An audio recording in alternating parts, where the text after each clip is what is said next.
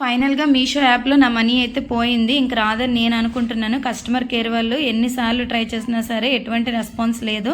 ఇక్కడ చూపిస్తున్న ఈ చీరే అనమాట. దీని గురించి డీటెయిల్డ్‌గా ఎక్స్‌ప్లెయిన్ చేస్తూ నేను ఆల్రెడీ 2 షార్ట్ వీడియోస్ అయితే అప్‌లోడ్ చేశాను. ఇంట్రెస్ట్ ఉన్న వాళ్ళు ఒకసారి చూస్తారు. చూస్తే అది మీ మంచికేనండి. మనకి మీషోలో జరిగే స్కామ్ గురించి ఈ రోజుల్లో అందరూ తెలుసుకోవాలి.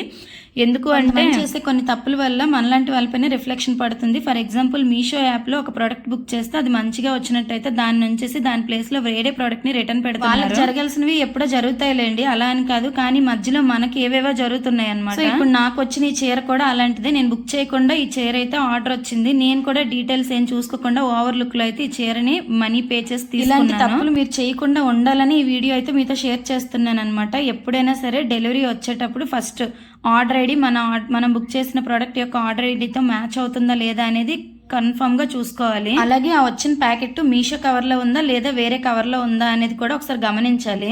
నా ఒపీనియన్ ఏంటంటే మీషో వాళ్ళు రిటర్న్ పెట్టేటప్పుడు తీసుకున్న జాగ్రత్తలు డెలివరీ చేసేటప్పుడు కూడా పెడితే బాగుంటుందని నేను అనుకుంటున్నాను. ఇలాంటి తప్పులు జరగవన్నమాట. నా ఒపీనియన్ ఎలా ఉందో కామెంట్ చేయండి. నచ్చితే లైక్ చేయండి, వీలైనంత మందికి షేర్ చేయండి, సబ్స్క్రైబ్ చేసుకోండి.